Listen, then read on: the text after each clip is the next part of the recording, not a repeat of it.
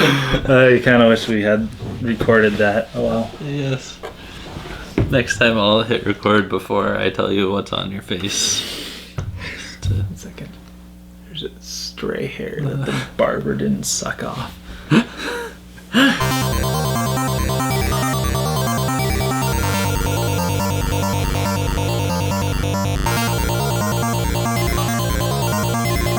You're watching Two Button Crew. The Daily Show for Nintendo fans. Super Feminine Colors Edition. Gray is the feminine color? No, pink and purple. Oh, that's what we're doing. I see that. Hey, that matches our Coffee with the Crew. What? Logo. The Okay. gray into the... Yeah. Da, da, da, It's da, funny da, because Ryan... da, da, da, da, da. I'm gonna wait till this is in vogue. Okay, maybe not. No, it's manual, Simeon. Oh, dang it. Wow, I would have been there a long time. It used to not be manual, and that's when you would complain to me when the episodes went up.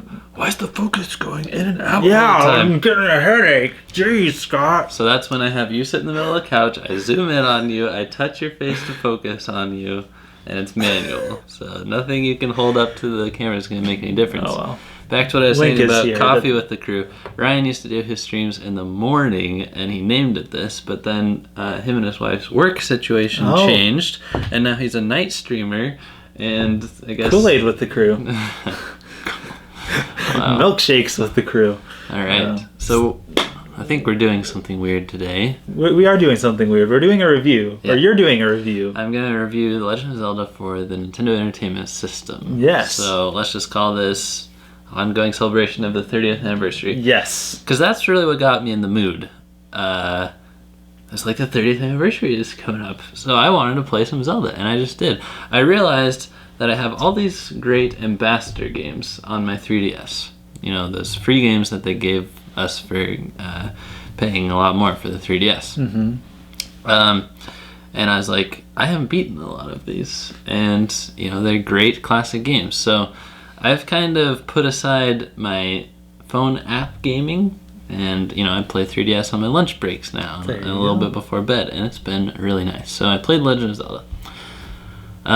Which you had played before, previously on the NES, because you have the NES cartridge, but you've never beaten it. Yeah, I didn't play that much. Back in the day, I saw my older brothers, and they were playing NES, and I'd see Legend of Zelda on the screen, and I was really young, and I thought about how complicated it looked. Like, you know, the world was so big, so I thought, that series probably isn't for me, and I kind of had that notion all the way until, like, Twilight Princess for Wii is when I really gave it a chance. And now I've been going back and playing all sorts of Zelda. So, playing through this game, I just kept thinking about how revolutionary this must have been 30 years ago, back in the day. You could actually save your game. Yeah, and that's huge. And think about this, Legend of Zelda is actually like the first open world game. As in, the world is completely open to you. You can go in any direction that you want. You can get into areas that you are not equipped or strong enough to survive long enough in. You can go in dungeons in various different orders. Yeah. The numbering for the dungeons is all pretty much optional or suggested. Yeah. So that's crazy. I would say these days it doesn't hold up the best.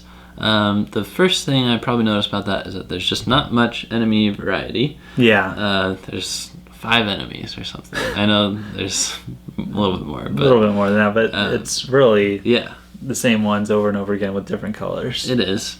And then something I noticed about the bosses is that they were all very easy. No boss gave me any trouble. They died very fast. But that doesn't mean that the dungeons were necessarily easy, because I had a lot of trouble getting to those bosses. And I'm not really fond of how they did the difficulty curve on the dungeons.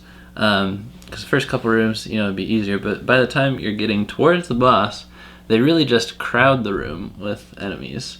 And it doesn't feel like a genuine test of skill. It's more like very claustrophobic. I'm bound to get hit by something. I can't possibly block in all directions. There's people teleporting all around me. You know. That was really the hardest part of the game, I think, and I didn't like that.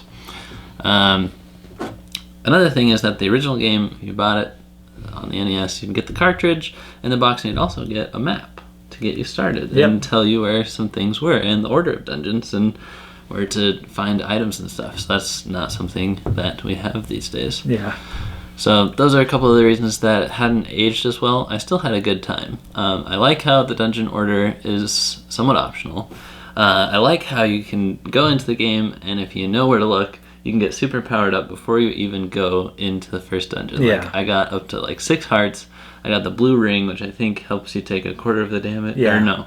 Half the damage. Take off, right. Yes. And then I also liked how there's not a lot of NPCs. That's never really my favorite part of Zelda games, is like all the people you have to talk to and remember where they are and do fetch quests for and stuff. This game was like very much you in a big world with a bunch of enemies and stuff. An old man and an old woman. A couple old people here and there. That was really it. And I liked that.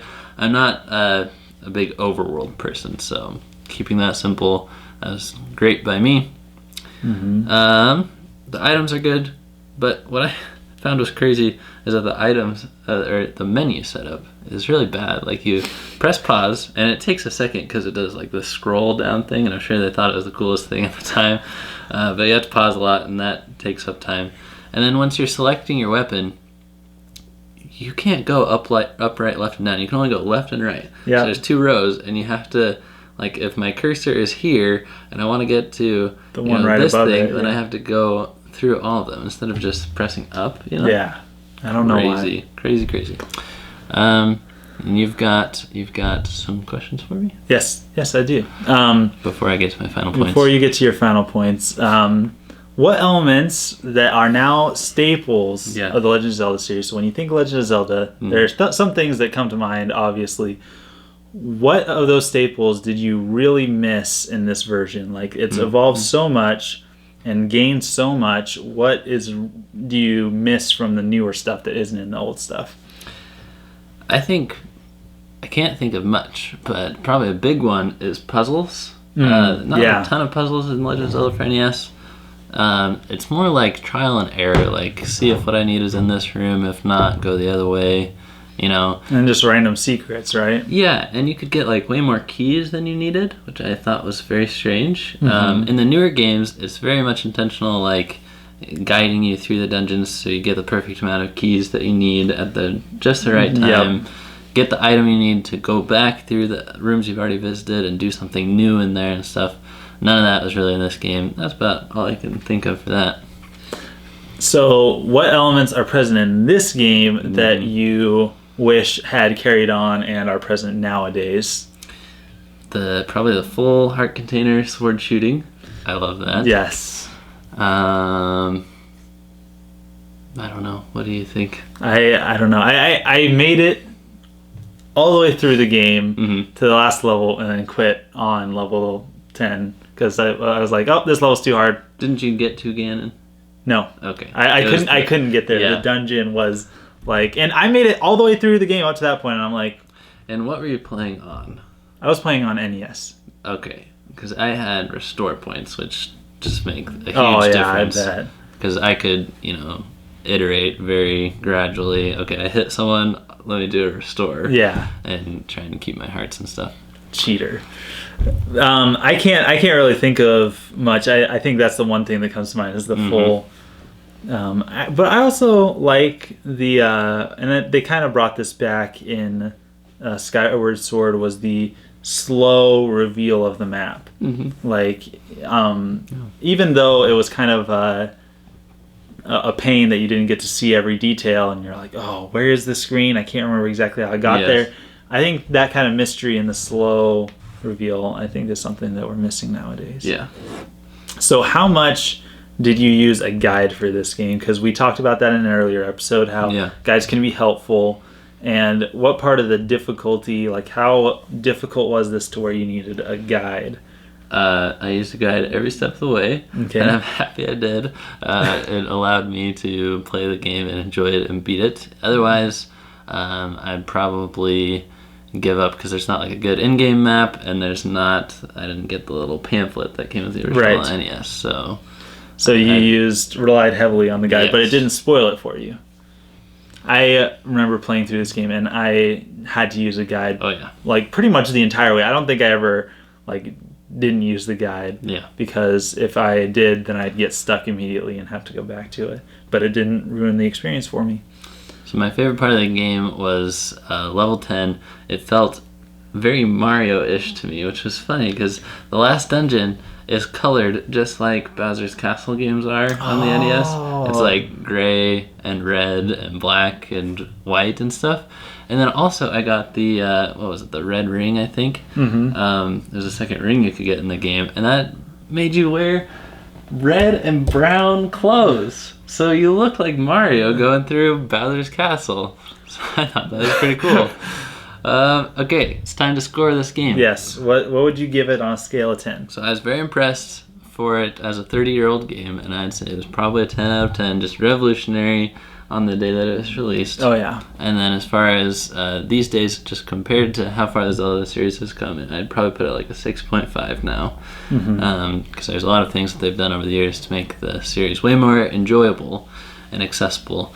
So, it hasn't aged the best, but I'm really glad I've played it. So, and I'll be continuing to play some more stuff on my 3DS from the Ambassador Collection. So you guys will be hearing about that before too long.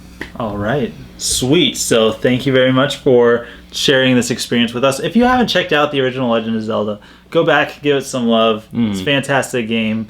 Like Scott says, 6.5 out of 10, and it started the Legend of Zelda series, which, I mean, you got to play as many of the games as you possibly can. Yes. So thanks for watching, and thanks for being part of the crew. Don't forget to like, to comment, to subscribe, to share with your friends, and of course, go on over to our Kickstarter page. Kickstart us off to go to PAX this year so we can share with you guys some exclusive content, give you guys a peek into the Penny Arcade Expo. And at this point, some of you are probably already backers of us, so if you are, thank you so much. We appreciate you guys so much. And then the next thing you can do is send that Kickstarter link to a few friends that you want to share the backing experience with. We'd very much appreciate it. Share the love. Yeah. See you guys next time. Signing out.